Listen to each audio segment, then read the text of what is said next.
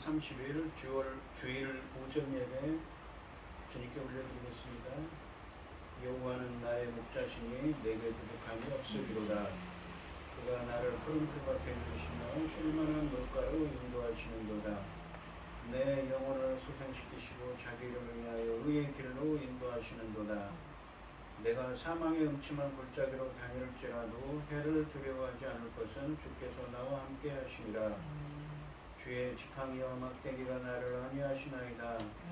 주께서 내 원수의 목전에서 내게 상을 차려주시고 기름을 내 머리에 부으셨으니 내 잔이 넘치나이다.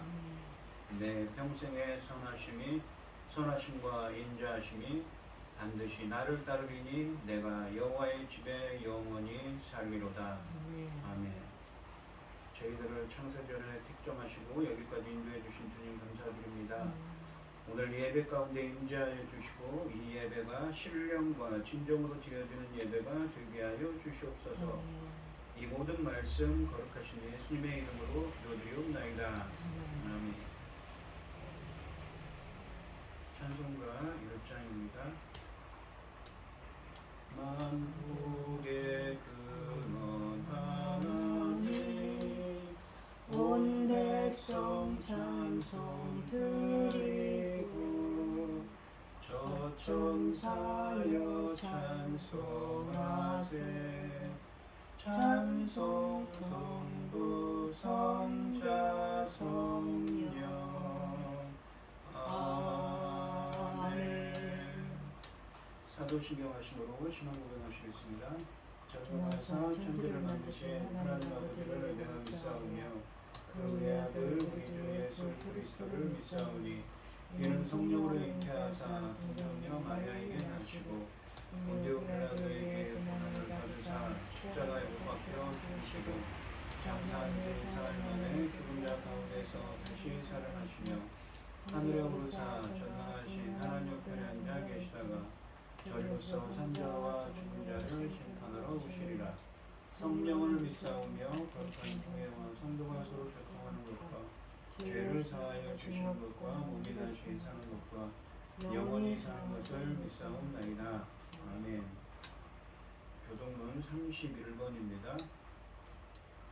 제가 먼저 읽겠습니다. 하나님이 일어나시니 원수들은 흩어지며 주를 미워하는 자들은 주 앞에서 도망하리이다.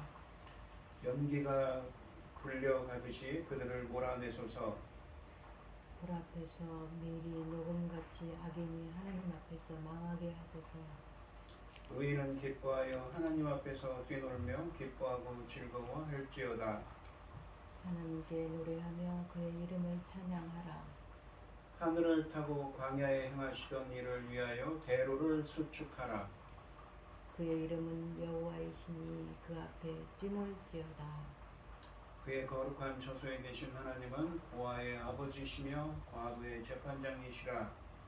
하나님의 고독한 자들은 가족과 함께 살게 하시며 갇힌 자들은 이끌어내사 형통하게 하시느니라. 오직 거역하는 자들의 거처는 메마른 땅이로다. 하나님이여 주께서 가난한 자를 위하여 주의 은택을 준비하셨나이다. 아멘. 아멘. 찬송 288장 보시고 기도해 주시겠습니다. 예수를 나의 구주 삼고 성령과 피로써 거듭나니 이 세상에서 내 영혼이 하늘의 영광 누리도다. 이것이 나의 간증이요 이것이 나의 찬송일세. 나 사는 동안 끊임없이 구주를 찬송하리로다. 온전히 주께 맡긴 내 영 사랑의 음성을 듣는 중에 천사들 왕래하는 것과 하늘의 영광 보이로다. 이것이 나의 간증이요 이것이 나의 찬송일세 나 사는 동안 끊임없이 구주를 찬송하리로다. 주 안에 기쁨 누림으로 마음의 풍랑이 잠잠하니 세상과 나는 간곳 없고 구속한 주만 보이도다. 이것이 나의 간증이요 이것이 나의 찬송일세 나 사는 동안 끊임없이 구주를 찬송하리로다. 아멘. 기도하겠습니다. 여호와께 감사하라 그는 선하시며 그 인자하심이 영원하리로다 여호와의 성령을 받은 자들은 이같이 말할지어다 여호와께서 대적의 손에서 그들을 승량하사 동서남북 각 지방에서부터 모으셨도다 그들이 광야 사막길에 방황하며 거주할 성을 찾지 못하고 줄이고 목이 말라 그의 영혼이 그들 안에서 비곤하였도다 이에 그들을 근심 중에 여호와께 부르짖으매 그들을 고통에서 건지시고 또 바른 길로 인도하사 거주할 성읍에 이르게 하셨도다. 여호와 인자하심과 인생에게 행하신 기적으로 말미암아 그를 찬송하리로다. 아멘. 전지 만물을 지으신 전능하신 하나님 아버지 어리석고 보잘것없는 저희를 자녀 삼으시고 아버지의 사랑 가운데 살아가게 하심을 감사드립니다. 아버지 하나님 이 세상은 엉망진창 정말 이루 말할 수 없습니다. 전쟁을 하지를 않나 온갖 일로 수선합니다. 아버지 그럼에도 이 시간 예배드릴 수 있도록 인도하셨으니 참으로 감사드립니다. 전능하신 하나님 아버지 저희 나라 대한민국 불쌍히 여겨 주시옵소서 지켜 주시옵소서 아버지 하나님 세상을 돌아볼 때에 아버지 온갖 일로 어지럽고 복잡하고 아버지 하나님 저희 대한민국 제사장 나라 삼으셨으니 아버지 하나님 천금 같은 이 귀한 사명 감당할 수 있도록 아버지 하나님 전쟁으로부터 재난으로부터 지켜 주시옵소서 전능하신 하나님 아버지 저희는 어리석고 보잘것없습니다. 그럼에도 불구하고 아버지 그 크신 사랑을 저희들에게 베푸셔서 아버지 그 크신 사랑 안에서 살아가게 하셨으니 아버지 하나님 저희들에게 맡긴 이 열매 거둘 귀한 사명 잘 감당할 수 있도록 도와주시옵소서.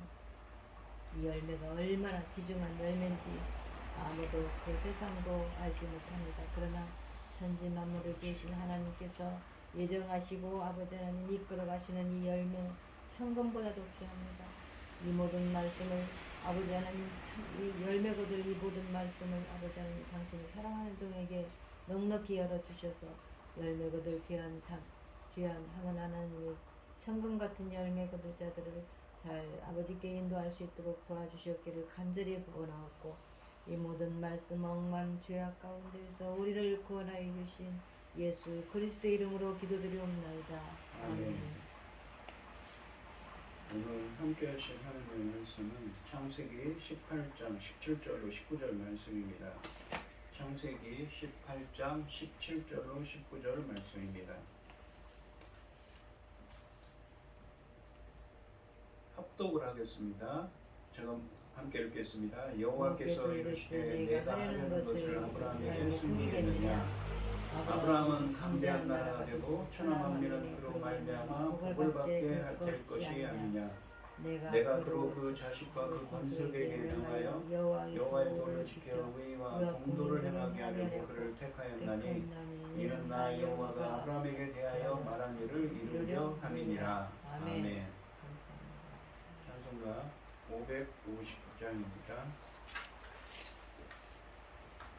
사철의 봄바람 불어있고 하나님 아버지 모셨으니 믿음의 반석도 든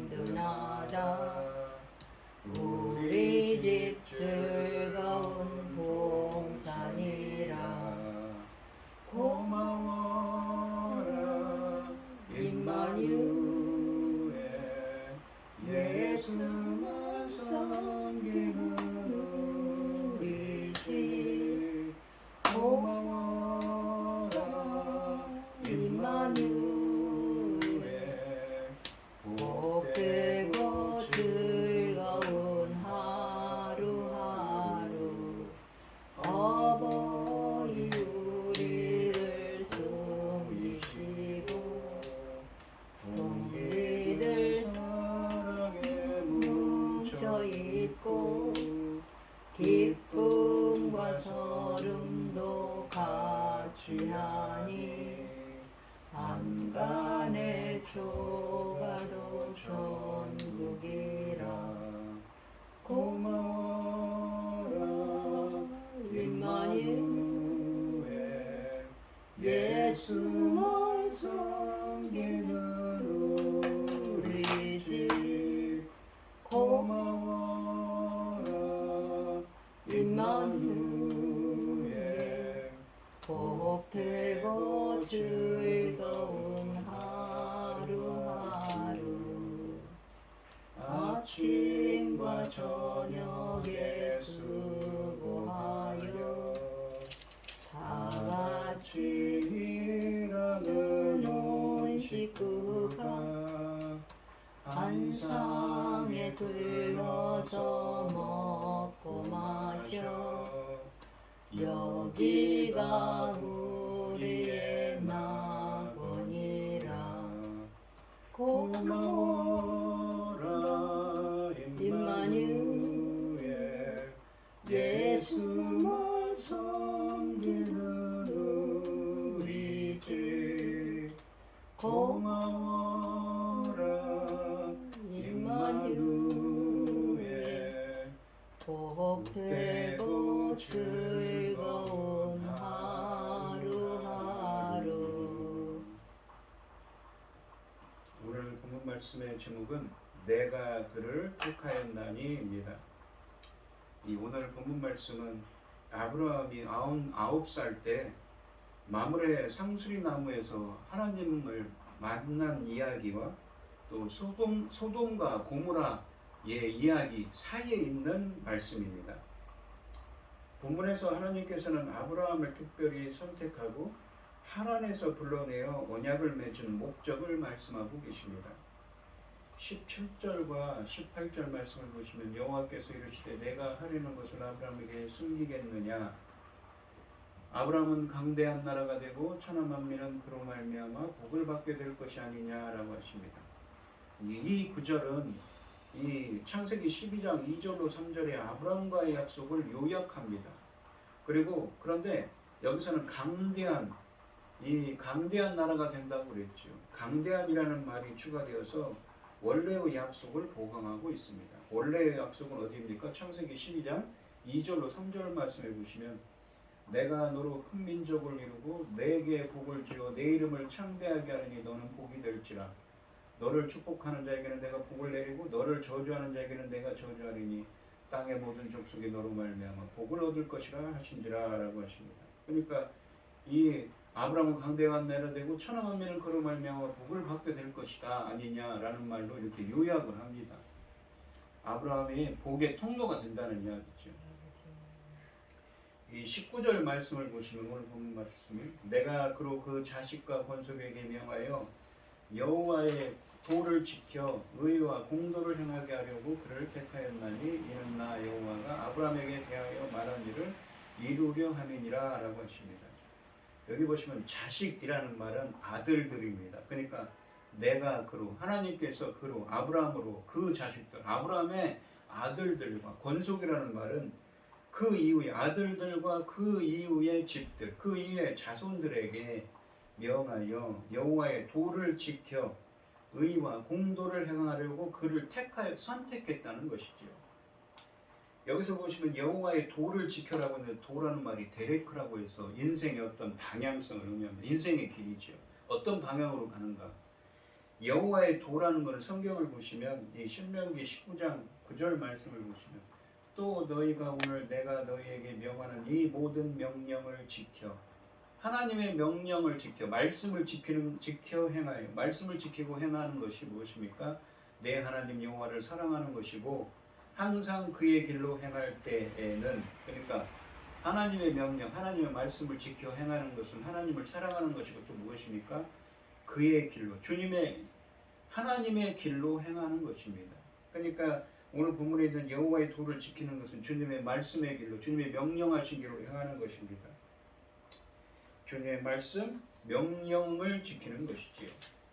19절 말씀을 다시 보시면 이 여호와의, 그러니까 내가 그의 자식들과 그의 아들들과 그의 권속들, 그러니까 그 이후에 그 자손들에게 명하여서 여호와의 말씀의, 주님의 명령의 길, 주님의 말씀하신 그 길을 지켜 의와 공도를 행하게 하려고 선택하셨다고 하죠. 의와 공도를 행하게 하려고 할 때 이 의와 공도가 무엇인가라는 것이죠.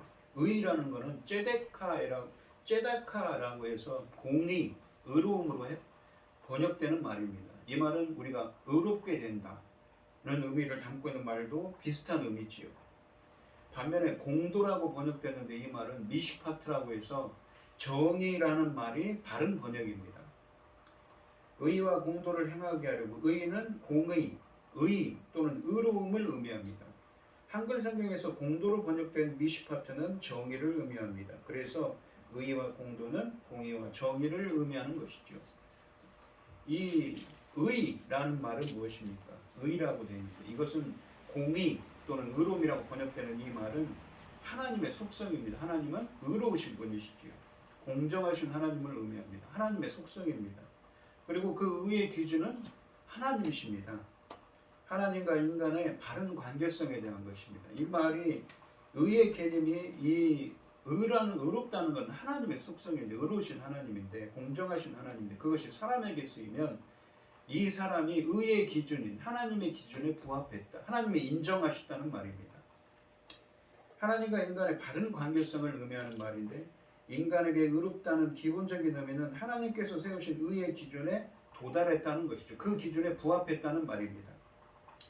이 창세기 15장 6절을 보시면 아브라함에게 이런 말씀을 하십니다. 아브라함이 여호와를 믿으니 여호와께서 이를 그의 의로 여기셨다라고 합니다. 이 창세기 15장 6절 말씀에 따르면 아브라함은 하나님이 세우신 이 믿음 기준에 부합하는 사람이었습니다. 이 의로움이라는 말은 적어도 하나님을 기쁘시게 하는 행위라고 표현할 수 있습니다. 또한 하나님이 인정하시는 사람이라는 것이죠. 주님이 그 사람을 인정했다, 주님이 그 사람을 기뻐하신다는 의미입니다. 창세기 또한 이 노아의 이야기를 보시면 6장 22절과 7장 1절 말씀을 보시면 노아가 그와 같이 하여 하나님이 자기에게 명하신 대로 다 준행하였더라. 어떤 명령이었냐면, 이 하나님께서 사람의 아들들과, 아니 하늘의 아들들과 하나님의 아들들과 땅의 여자들이, 딸들이 그 아름다움을 보고는 결혼을 했어요. 하나님께서 진노하셔가지고, 이 어떻습니까? 이 세상에 무엇입니까? 죄가 가득 찼어요. 그래서 하나님께서 물로 심판을 하죠. 그런데 노아와 노아의 식구들 8명에게는 방주를 지으라고 명령을 해요. 그 명령을 잘 준행해 지켰다는 것이죠. 그랬더니 7장 1절에 보시면 여호와께서 노아에게 이르시되 너와 내 온 집은 방주로 들어가라. 이 세대에서 네가 내 앞에 의로움을 내가 보았습니다. 이게 이제 이 하반절에 있는 말이 이렇게 되어 있는데, 히브리 원문으로는 하나님이 보시기에 노아를 의롭다고 여기셨다는 말입니다. 하나님이 보셨을 때 노아를 의롭다고 여겼다는 거예요. 노아를 믿음의 기준, 이 의의 기준인 하나님이 보셨을 때 노아는 그 기준에 부합하는 자였어요. 왜? 하나님의 말씀, 명령을 다 준행하는 자였기 때문에. 그런 의미인 것이죠. 이 19절 말씀으로 다시 돌아오셔서 이 의와 공도라고 했는데, 의라는 것은 하나님과 인간 사이의 바른 관계성이라는 것이었습니다. 그러면 공도는 무엇인가? 공도라는 말은, 이 공도라고 번역된 히브리어 미시파트는 인간과 인간 사이의 바른 관계성을 규정하는 하나님의 의로우신 심판을 의미합니다. 그러니까 좀 윤리적인 거죠. 인간과 인간 사이인 거죠. 반면에 의라는 것은 무엇입니까? 하나님과 인간 사이인 것이죠. 이 점이 이 미슈파트는 인간과 인간 사이의 바른 관계를 정하는 하나님의 공정하신 심판을 의미합니다. 공의라는 것이 하나님과 인간의 바른 관계성을 의미한다는 것과는 이 대조됩니다. 또한 19절에 택하였나니라는 말은 무엇이냐면 히브리어로는 야다라는 말입니다. 알다라는 말입니다. 근데 우리 인간들이 하나님을 아는 것은 어떻게 합니까? 그냥 우리가 알 수가 있습니까? 못 알 수가 없죠. 주님이 자신을 계시해 주셔야만, 자신이 이 무엇입니까? 드러내 주셔야만 우리는 주님을 알 수가 있죠. 왜냐하면 하나님은 창조주, 우리는 피조물일 수밖에 없기 때문에 그렇습니다. 근데 하나님이 누군가를 안다는 것은 그냥 단순히 그 사람을 인식한다는 말이 아니라 그 사람을 선택했다, 그 사람과 언약을 맺었다는 의미입니다. 이 19절 말씀으로 다시 돌아오시면 19절 말씀은 하나님이 아브라함을 선택하고 언약을 맺으신 목적은 아브라함과 그의 후손들이 여호와의 도를 지켜 말씀을 준행하여 공의와 정의를 행하게 하기 위해서라는 의미입니다. 그러니까 이 여호와의 도를 지켜 말씀을 지켜 공의와 정의를 행하게 하려고 이 아브라함과 그의 아들들과 그의 자손들, 그 이후의 자손들이 이렇게 여호와의 도를 지켜 주님의 명령을 지켜 말씀을 지켜서 공의와 정의를 행하게 하려고 아브라함과 언약을 맺고 아브라함을 선택했다는 것입니다. 또한 여호와께서 선택하시고 언약을 맺은 상대로서 아브라함의 위치에는 분명한 책임이 따릅니다. 하나님께서 그를 선택하신 목적은 그의 자손들에게 여호와의 길, 말씀의 길을 지켜 공의와 정의를 행하도록 이끌어야 한다는 명령을 받고 있는 것이지요. 즉 하나님을 경외하며 믿고 따르는 공동체를 이루어야 한다는 것입니다. 이 말씀은 부모들이 자식들에게 하나님의 말씀을 철저히 가르쳐야 하는 의무가 있음을 시사해주고 있습니다. 19절 본문에서 의와 공도는 바르게 번역하면 공의와 정의로 번역될 수 있다고 앞에서 설명드렸습니다. 공의는 하나님과 인간의 바른 관계성에 관한 것이고 정의는 인간과 인간 사이의 바른 관계성에 관한 것이라고 했습니다. 인간과 인간 사이의 바른 관계를 규정하는 하나님의 의로우신 심판이라고 했죠. 십계명으로 설명하면 어떻습니까? 바로 십계명 앞부분에 있는 너는 나 외에 다른 신을 섬기지 말라, 다른 우상도 만들지 말라, 주님의 이름을 망령되이 일컫지 말라 라는 새긴 우상을 너를 위하여 새긴 우상을 만들지 말라, 너는 내 하나님 여호와의 이름을 망령되게 부르지 말라, 안식일을 기억하여 거룩하게 지키라 라는 말씀들은 공의에 관한 것이죠. 하나님과 인간 사이에 관한 것이죠. 이 반면에 이 뒷부분에 있는 내 부모를 공경하라, 살인하지 말라, 간음하지 말라, 도둑질하지 말라, 내 이웃에 대하여 거짓 증거하지 말라는 것은 무엇입니까? 바로 사람과 사람 사이에 관한 것이죠. 그래서 정의라고 표현할 수가 있습니다. 정의에 관한 것이라고 할 수가 있습니다. 이 성경 말씀을 보시면 이사야서 말씀을 보시면 이사야서 1장 10절로 이 15절 말씀인데요. 이사야서 1장 10절로 15절 보면은 이 주전 700년경에 이스라엘의 형식적인 신앙생활을 꾸짖고 계십니다. 10절 말씀해 보시면 너희 소돔의 관원들아, 이게 남유다, 당시에 이제 이 북이스라엘이 아수르 이 무엇입니까? 패망한 후입니다. 남유다밖에 남지 않았죠. 남유다의 관원들, 그러니까 그 공무원들을 소돔의 관원들이라고 표현합니다. 여호와의 말씀을 들을지어다. 너희 고모라의 백성들아. 그러니까 이스라엘 당시 남유다의 백성들은 어떠세요? 고모라의 백성이라고 합니다. 우리 하나님의 법에 귀를 기울일지어다 라고 하십니다. 주님이 관원들, 곧 통치자들을 소돔의 관원이라고 칭하고 백성들을 고모라의 백성이라고 부른 이유는 그들의 죄악이 결코 소돔과 고모라에 비해 뒤지지 않을 만큼 죄가 만연했음을 보여줍니다. 11절과 12절 말씀해 보시면 여호와께서 말씀하시되 너희의 무수한 재물이 내게 무엇이 유익하뇨. 이게 그러면서도 그들이 소돔과 고모라 같은 죄악을 범하면서도 어떻습니까? 재물을 바쳐요. 안식일마다 성전에 와서 제사를 드리는, 우리로 말하면 예배를 드리는 거죠. 나는 순양의 번제와 살찐 짐승의 기름에 배불렀고 나는 숫송아지나 어린 양이나 순념소의 피를 기뻐하지 아니하노라 라고 하십니다. 12절에 보시면 너희가 내 앞에 보이러 오니 이것을 누가 너희에게 요구하였느냐, 내 마당만 밟을 뿐이니라 라고 하십니다. 무수한 재물이 이 너에게 무엇이 유익하뇨라고 하시는데, 사무엘이나 다윗이 이 지적했듯이 형식적으로 드리는 제사란 아무런 소용이 없으며 도리어 위선의 죄업만 범할 뿐이라는 사실을 지적하고 있습니다. 제물에는 반드시 헌신이 뒤따라야 하는데, 당시 사람들은 제사만 드리면, 오늘로 말하면 예배만 드리면 그것으로 여호와를 섬기는 일이 끝나는 줄로 잘못 알고 있었던 것입니다. 물론 이 구절은 제사의 폐절을 주장하는 것은 아닙니다. 13절 말씀해 보시면 헛된 재물을 다시 가져오지 말라. 분향은 내가 가증 여기는 바요. 월삭과 안식일과 대회로 모이는 것도 그러하니. 월삭이란 매달 처음에 첫 주에 드리는 주님께 올리는 제물이에요. 안식일과 대회로 모이는 것도 그러하니. 성회와 더욱 아울러 거룩한 회로 모여요. 악을 행하는 것을 내가 견디지 못하게. 그러니까 막 뭐 예배 드린다고 막 모여요. 행사가 있어서. 근데 정작 악을 행한다는 것이죠. 더 나아가 하나님은 이런 상황에서 드려지는 예배와 예물을 가증하다고 표현합니다.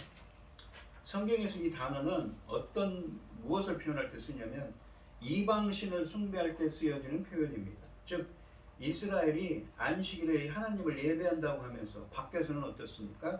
산당 같은 데 가고 이방신을 또 섬기는 겁니다. 이것은 이 창세기 18장 19절에서 설명드린 의 또는 공의를 행하는 것이 아닙니다. 하나님과 인간의 바른 관계성이 아닌 것이죠. 그러니까 그래서 어떻습니까? 그래서 성애와 아울러 악을 행하는 것을 내가 견디지 못하겠노라라고 하십니다. 그들이 안식일마다 예배를 드리지만 정작 그들의 삶에서는 예수님이 보이지 않은 것이죠. 하나님의 말씀이 보이지 않았다는 것입니다. 14절 말씀을 보시면 내 마음이 너희의 월삭과 정한 절기를 싫어하나니 그것이 내게 무거운 짐이라 내가 지기에 곤비하였느니라. 피곤하다는 것이죠. 여호와 숭배를 이 경홀히 여기고 악행을 저지르는 택한 백성들의 죄악을 참기에 지쳐서 인내의 한계에 다다랐다는 말씀입니다. 안타깝게도 이스라엘 사람들은 예물은 넉넉하게 드리고 있었지만 그들의 삶이 그 예물을 뒷받침하지 못하고 있었습니다. 그들은 가증하게 행동했습니다. 우상 숭배를 하죠. 또 악을 행합니다. 이사야 선지자 시대의 사람들은 성전에 나아가 제사만 드리면 그것으로 여호와를 섬기는 일이 끝나는 줄로 잘못 알고 있었습니다. 오늘날 상황에 비교하면 매주 교회에서 열리는 갖가지 행사와 예배 모임들을 생각하게 합니다. 우리가 정기적으로 예배를 드리는 것도 중요하지만 왜 예배를 드리는지, 예배를 통해 무엇을 추구해야 하는지를 곰곰이 우리는 생각해 봐야 합니다. 예배는 죄인들이 거룩하신 하나님을 만나 교제하고 그분의 말씀을 듣고 마음에 새기는 것입니다. 반복되는 예배를 통해 들은 말씀을 삶에서 실천하려고 노력하지 않으면서 계속 예배만 드리는 것은 위선인 것이지요. 의를 추구하지 않는 삶을 사는 사람은 결코 하나님이 기뻐하시는 예배를 드릴 수 없는 것입니다. 이사야서 1장 21절로 23절을 말씀을 계속 보시면 이 신실하던 성읍이 어찌하여 창기가 되었는가. 정의가 거기에 충만하였고 공의가 그 가운데 거하였더니 이제는 살인자들 뿌리니로다 라고 하십니다. 21절과 23절까지 말씀은 창세기 18장 19절에서 말씀하신 공의와 정의에 관한 것입니다. 특히 21절 말씀에 공의, 정의로 번역된 히브리어는 오늘 본문 말씀인 창세기 18장 19절 말씀에 의와 공도라고 번역된 이 쯔데카와 미시파트를 번역한 히브리어와 같습니다. 그러니까 여기서는 이사야서에서는 번역을 좀 용어를 제대로 사용했는데 창세기에서는 의와 공도라고 번역한 용어가 좀 맞지 않는 겁니다. 그러니까 신실하던 성읍이 어찌하여 창기가 되었는가. 창기가 되었다는 것은 이 간음을 행한다는 것이죠. 근데 이 말은 무엇이냐면 아까도 표현했듯이 가증하다는 표현같이 이 하나님과 언약을 맺은 언약 백성들은 무엇입니까? 하나님과 결혼 관계에 있습니다. 마치 우리가 갈라디아서에 보면 뭐라고 합니까? 교회를 예수 그리스도의 신부라고 하죠. 그런 것처럼 이 창기가 되었다는 것은 이방신을 숭배하는 것입니다. 정의가 거기에 충만하였고 공의가 그 가운데 거하였고 하나님과의 바른 관계성 공의, 정의도 인간과 인간관계 사이에서도 정의가 넘쳤어요. 근데 이제는 살인자들 뿐입니다. 그리고 무엇인가 창기가 됐어요. 공의를 어긴 거지. 의롭지 못한 거지. 공의롭지가 못한 것입니다. 또 살인자가 넘칩니다. 정의롭지도 못한 것이지. 내 은은 찌꺼기가 되었고 내 포도주에는 물이 섞였도다. 은이 찌꺼기가 됐대요. 포도주에는 물이 섞였대요. 무엇입니까? 무엇인가 사고 팔면서 무엇입니까? 비리가 많이 난 것이죠. 가짜를 속여서 사람들을 속여서 거짓된 일을 합니다. 은에다가 불순물을 섞여놨어요. 그러니까 그러면서 팔아요. 은이라고. 포도주에도 물을 섞어놓아서 물에다 포도주를 섞어가지고 포도주에다 물을 섞어서 팝니다. 이게 정의롭지 못한 것이죠. 23절에 보시면 내 고관들은 패역하여 도둑과 짝하며 다 뇌물을 사랑하며 고관들이 뇌물을 받아요. 정의롭지 못하죠. 예물을 구하며 고아를 위하여 신원하지 아니하며 과부의 송사를 수리하지 않는도다. 뇌물을 받으면서 고아와 과부 어떻습니까? 약자들의 그 억울함을 풀어주지 않습니다.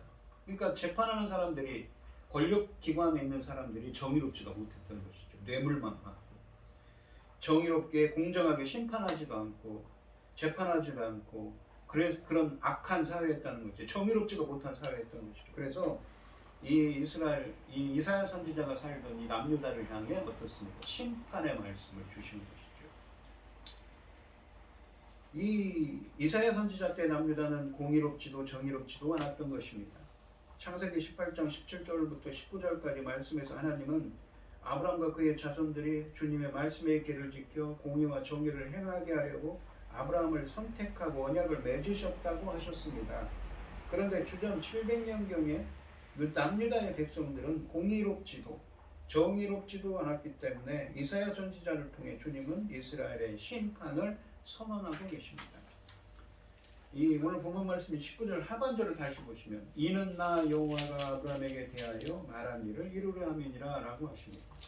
왜 이렇게 왜 이 아브라함을 선택해서 이 언약을 맺고 그를 했는가 라는 것에 대한 이야기를 또 말씀을 하시는데 왜 선택을 했습니까?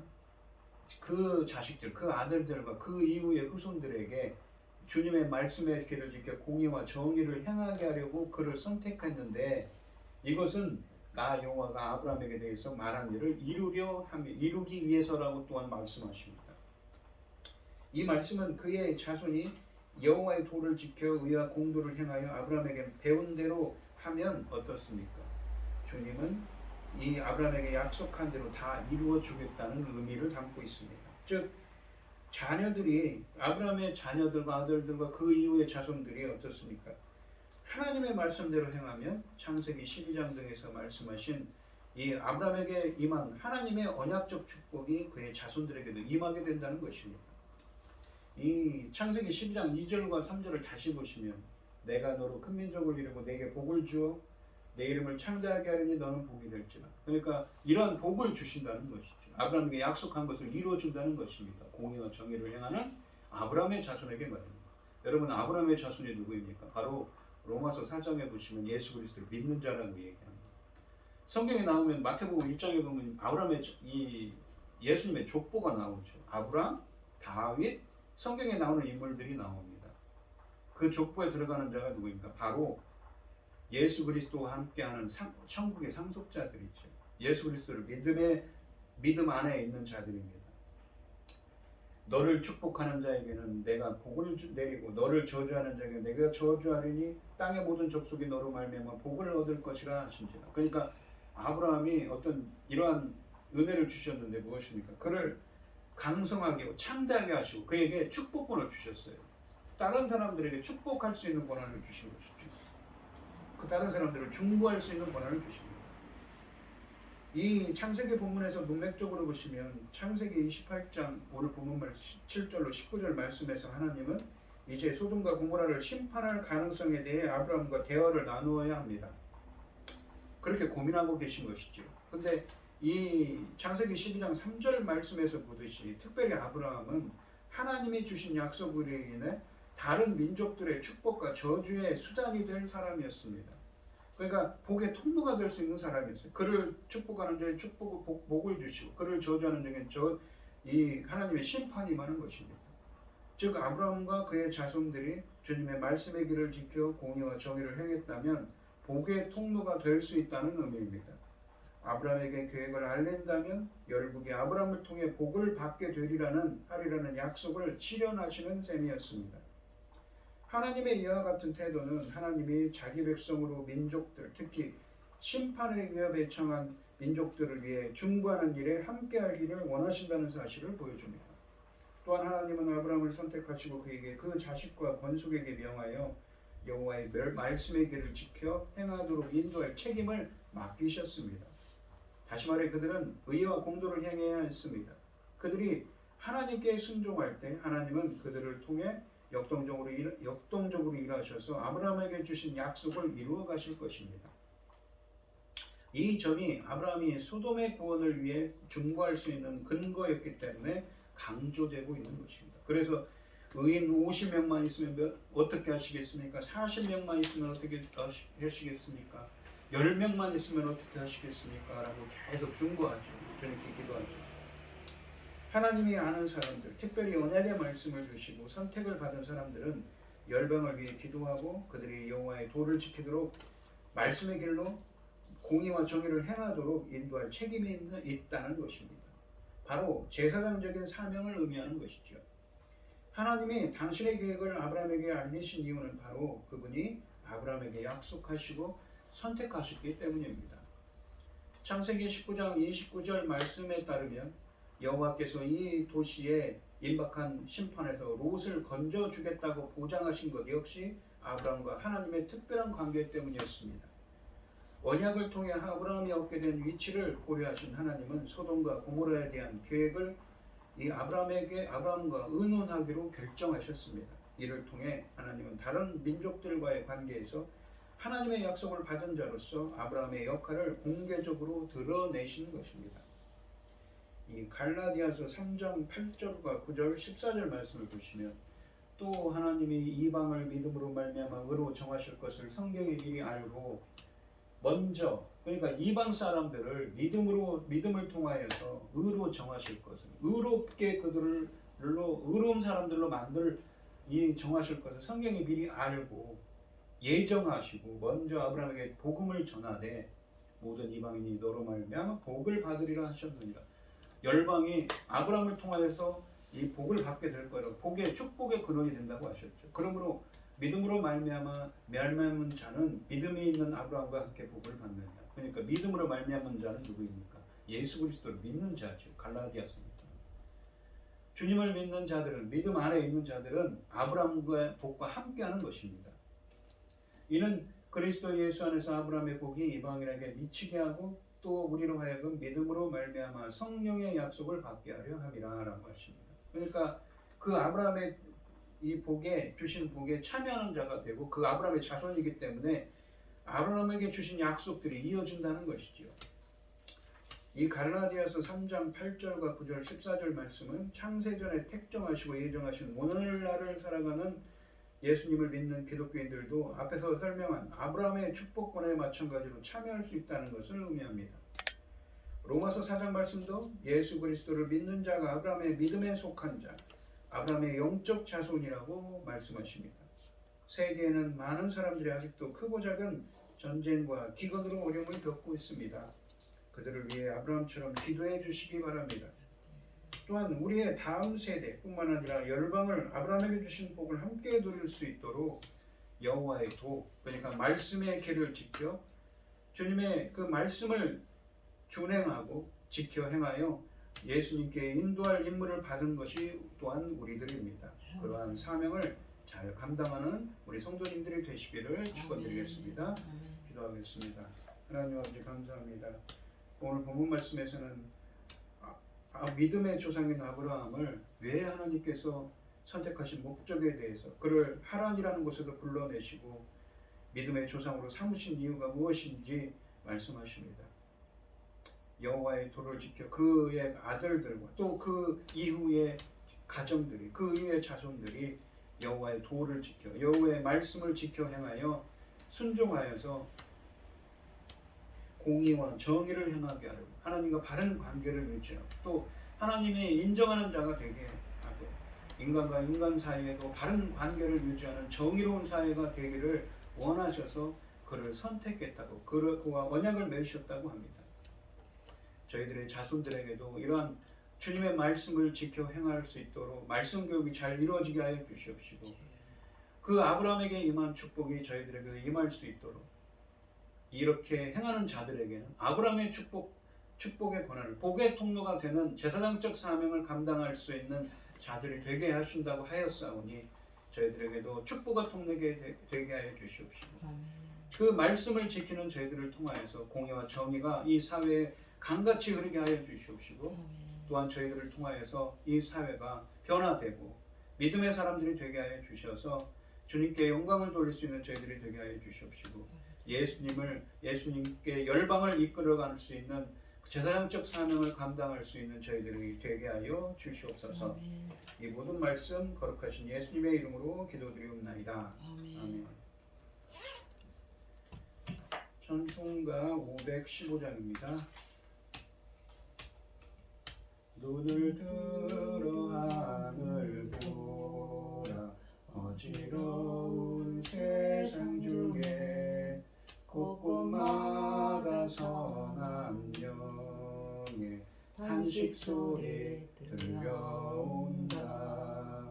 빛을 잃은 많은 사람 길을 잃고 헤매이며 당자처럼 기진하니 믿는 자여 어이할꼬.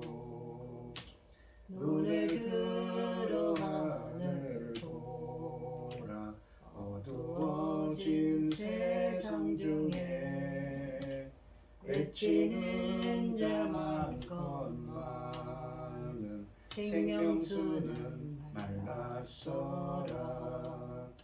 죄를 대속하신 주님 선한 일꾼 찾으시나 대답하리 어디있나 믿는 자여 어이할꼬. 눈을 들어 하늘 보라 살아계신 주 하나님 약한 자를 부르시려 하늘 뜻을 전하셨다. 생명수는 홀로 예수 처음이요 나중이라. 주님 너를 부르신다 믿는 자여 어이할꼬. 눈을 들어 하늘 보라 다시 사신 그리스도 만 백성을 사랑하사 오래 참고 기다리네. 인내하신 우리 구주 그의 심판하시는 날 곧 가까이 임하는데 믿는 자여 어이할꼬. 아멘. 기도하겠습니다. 우리에게 모든 것을 주신 하나님 감사합니다. 오늘도 거룩한 주일날 이렇게 불러 모아주시고 함께 예배드리게 하여 주시오니 감사드립니다. 오늘 이 시간 주님의 은혜에 감사드리며 주님께 귀한 예물을 드리는 손길을 드리겠습니다. 드려지는 손길마다 주님께서 기억해 주시고 이 간구와 기도에 귀를 주시고 응답하여 주셔서 저희들도 아브라함처럼 복의 통로가 되게 축복의 통로가 될 수 있도록 인도하여 주시옵소서. 아멘. 기뻐받아 흠양하여 주실 줄 믿사오며 이 모든 말씀 거룩하신 예수님의 이름으로 기도드리옵나이다. 아멘. 아멘. 축도하심으로 오늘 예배를 마치겠습니다. 이제는 주 예수 그리스도의 은혜와 아버지 하나님의 극진하신 사랑과 성령의 교통하심이 아브라함처럼 축복의 통로가 되기를 원하는 성도들 머리머리 위에 이제로부터 영원히 함께 있을지어다. 아멘. 아멘.